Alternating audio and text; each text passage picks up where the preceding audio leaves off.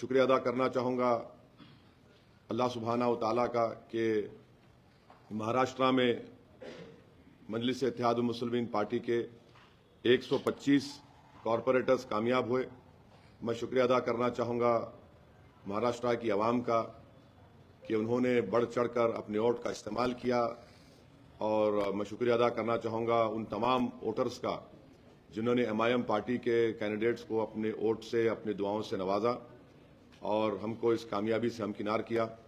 मैं शुक्रिया अदा करना चाहूँगा महाराष्ट्र के हमारे प्रेसिडेंट इम्तियाज़ जलील साहब का और वेस्टर्न महाराष्ट्र के जिम्मेदार का और हमारे वाइस प्रेसिडेंट यूसुफ पुंजानी साहब का, एमआईएम पार्टी के तमाम मेंबर्स का, प्राइमरी ब्रांच के प्रेसिडेंट्स का, और कि उन्होंने बड़ी मेहनत की। मैं शुक्रिया अदा करना चाहूँगा बिहार प्रदेश के हमारे अध्यक्ष अख्तर ईमान साहब का, हमारे स्पोक्स पर्सन आदिल हसन साहब जो मेरे बाजू बैठे हैं, जो आकर कैंपेन किए। और मैं शुक्रिया अदा करना चाहूँगा तेलंगाना के एमआईएम पार्टी के फ्रोल लीडर अकबरुद्दीन ओवैसी साहब का, अहमद बलाला साहब का, जनाब कौसर मोहिउद्दीन साहब का, मुबीन साहब का, और रहमत साहब एमएलसी का, रियाजुल हसन अफंदी एमएलसी का, और जितने हैदराबाद से एमआईएम पार्टी के कॉरपोरेटर्स, एक्स कॉरपोरेटर्स, मेंबर्स जो गए, और मुंबई में हमारे एक्स एमएलए जनाब वारिस पठान साहब का, शोलापुर के इंचार्ज थे अनवर सादात का, इन तमाम लोगों की मेहनत और जुस्तजू की वजह से अल्हम्दुलिल्लाह एक बहुत अच्छा रिजल्ट आया है।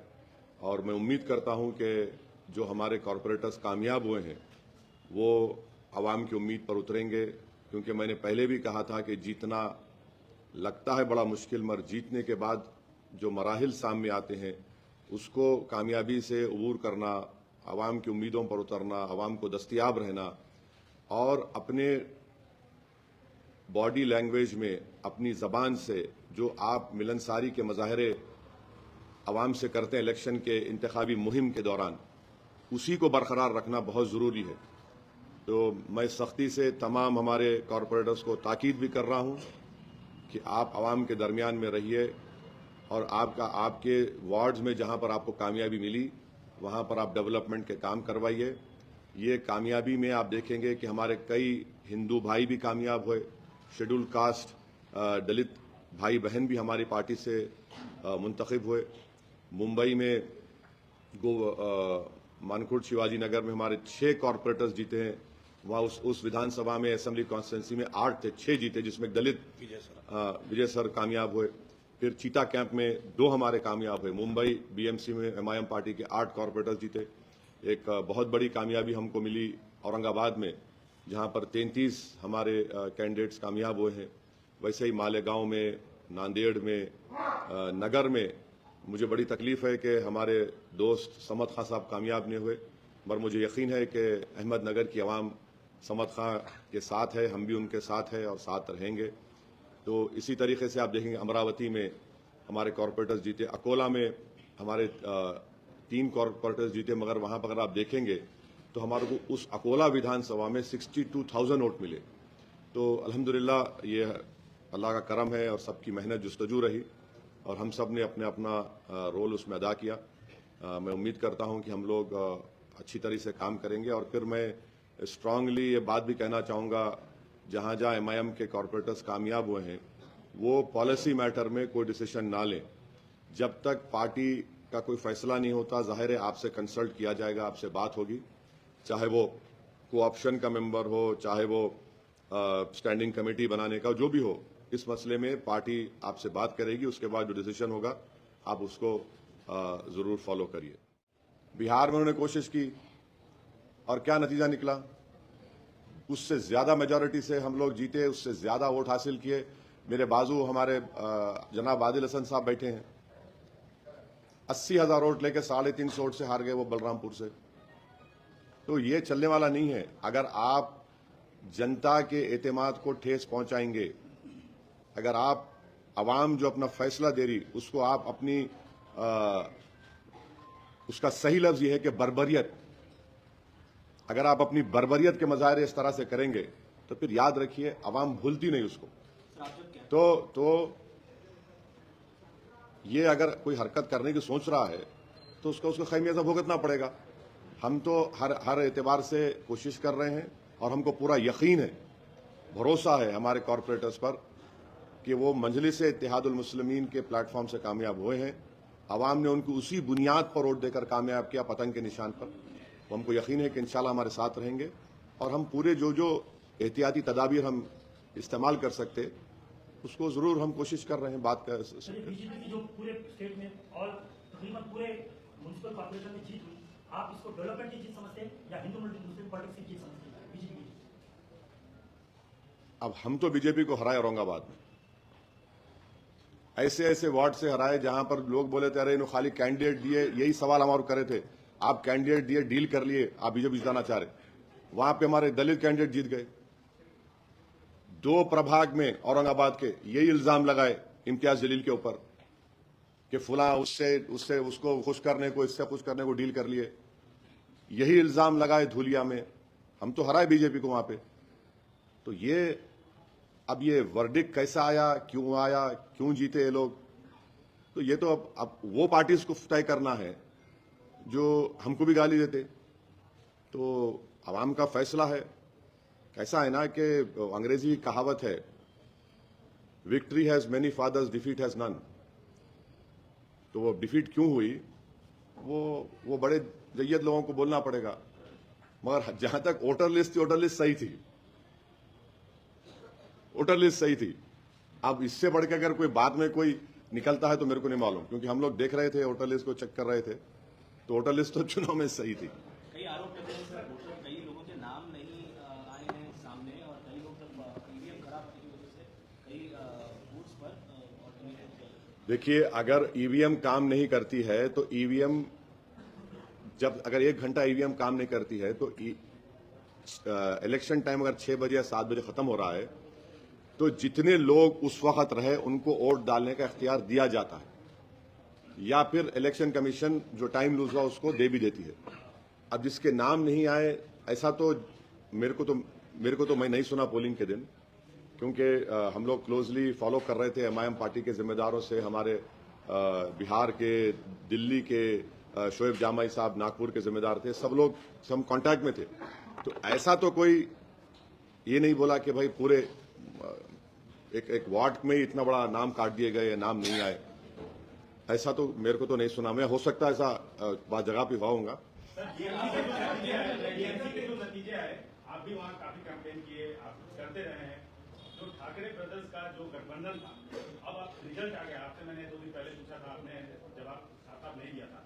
अब नतीजे आने के बाद आप कह सकते हैं कि ठाकरे ब्रदर्स का जो या ठाकरे का जो करिश्मा है वो खत्म हुआ मुंबई से? नहीं, देखिए, वर्डिक्ट सामने है और एक वर्डिक्ट ये भी है कि जिस एरिया में एकनाथ शिंदे साहब का घर है उस वार्ड में उद्धव ठाकरे का कॉर्पोरेटर जीत गया। कैसा देखेंगे इसको आप? सुन तो लीजिए ना। अब अगर आप जवाब देना चाह रहे तो आके बैठ जाओ, मैं बनाया था स्पोक्स पर्सन आपको मेरे पार्टी का। आप मेरे को सुनने आए तो ये भी हुआ है। ये बात सही है कि उनको नहीं जीत पाए, वो लोग नहीं हरा पाए। तो नहीं, अब देखिए, हमारी पार्टी का करिश्मा चला, हम शुक्रगुजार हैं अल्लाह का। अब दूसरों का मेरे को नहीं मालूम। नहीं, सुनिए, नहीं, देखिए, जूता मैं ही पहनता हूं तो मैं अपने जूते की पॉलिश करता हूं, समझे ना। मैं अपने पार्टी के बारे में बोल सकता हूं कि अल्हम्दुलिल्लाह वहां की आवाम के दिल में एमआईएम पार्टी की मोहब्बत थी, है और बड़ी मजबूती से वो दिक्कत आई मतदान के दिन, हक रायदही के दिन। तो अब देखिए, मुझे अपने बारे में फिक्र है। मैं ये नहीं बोल सकता कि आप क्यों चमक रहे हैं, भाई मुझे चमकना है ना। तो अब मुझे दूसरों में लाइट डिम है, ट्यूबलाइट बंद हो गई, उससे मतलब मेरे को नहीं है। मेरे को अपने से मतलब है। आपका ऑब्जर्वेशन क्योंकि आप पॉलिटिशियन हैं और बहुत मतलब संसद में आपका नाम है, आप एक समझ और सोच रखते हैं, उस पर पूछा जा रहा है। नहीं, आप ज्यादा मेरी तारीफ कर रहे हैं। आपका ऑब्जर्वेशन देखिए, ये सवाल का जवाब जो है ना, जो आप लोग टीवी चैनल पे एनालिस्ट को बिठा लेते हैं ना, तो उनसे पूछिए। मैं एक पॉलिटिशियन हूं, इतना जल्दी ये कैसा बोल सकते हैं आप किसी को भी इसके बारे में? नहीं बोल सकते जब तक आप रिजल्ट पढ़ेंगे नहीं और कीनली आप पूरा पढ़ के सब चीज देख दिखा के आप जो बोलना मुझसे बुलवाना चाह रहे हैं मैं जब बोल सकूंगा। अभी तो 24 घंटे भी नहीं हुए रिजल्ट आके। सर, आप जब कैंपेन कर रहे थे इलेक्शन में अकोट की सीट को लेकर बीजेपी एमआईएम के अलायंस का देखिए आपको सुन लीजिए आप, मैं अभी इसका जवाब दे दिया। मेरे को ये सब मालूम, मैं नहीं बोलना चाह रहा हूँ कौन क्या क्या खेल खेलते कैसा करते, वो छोड़ दो आप। मैं बोल दिया, उस सवाल का जवाब दे दिया। इम्तियाज जलील साहब उनको सस्पेंड करे। पहले मर्तबा में पूरा तफसील से बोला आपको। अगर आप अंग्रेजी में उर्दू समझ में नहीं आए तो इंग्लिश में बोलता हूँ, आप बोले तो। सर, जैसा कि नागपुर में आरएसएस का आप पे तमाम तरह के आरोप लगते रहे बीजेपी को लेकर, अब वो आरोप जो है सवाल में तब्दील हुआ है, क्या मैच फिक्स था बीजेपी के साथ? अब ऐसा है ना कि जो आरोप लगाते तो हैदराबाद में कहावत है, गिरे तो गिरे टांग मेरी ऊपर। तो अब मैं उसका तो इलाज मेरे पास नहीं। आप आरोप लगाइए, मुझे कोई फर्क नहीं पड़ता, मगर आप एक बात उनको समझना चाहिए कि अगर आप इस तरह से अनाप शनाप बक रहे हैं तो आप ना सिर्फ जो जनता निकलकर वोट डालकर हमको कामयाब करी, आप उनको तकलीफ दे रहे हैं। और उनको अगर आप तकलीफ देंगे तो मजीद और नीचे जाएंगे इंशाअल्लाह आप लोग। तो ये तो इलेक्शन था, हर एक को इख्तियार था अपनी पसंद नापसंद का इजहार करने के लिए। अब अगर औरंगाबाद में 33 मेरे जीत गए, मुंबई में हमारे 8 कामयाब हो गए, नांदेड़ में 14, मालेगांव में 21, अमरावती में 12, धुलिया में 10, नगर में 2, अकोला में 3, शोलापुर में 8, नागपुर में 6, चंद्रपुर में 1, मुमरा में 5, गोवंडी में 6, चीता कैंप में 2। तो ये तो आवाम का फैसला है। अल्हम्दुलिल्लाह ये हमारे पार्टी के जिम्मेदारों ने बड़ी मेहनत की, वहां पर दिन रात एक कर दिया।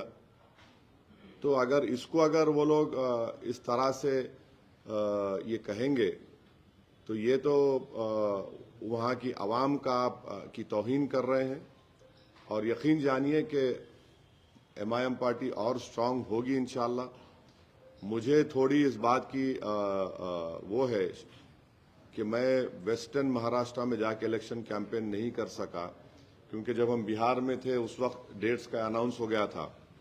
तो थोड़ा वेस्टर्न महाराष्ट्र में अगर हम फोकस करते तो शायद वहां पर भी हमारे और कॉरपोरेटर्स जीत सकते थे। तो खैर ये अब इनका तो कोई इलाज नहीं है। उनको लगता है कि वही जीते तो ही जमहूरियत की कामयाबी है। तो कोई बात नहीं, आप बोलते रहिए। हम अपना कामयाबी का सफ़र इंशाअल्लाह हमारी इज्तिमाई मेहनत और क़ुव्वत से तय करते आए और आगे भी तय करते रहेंगे।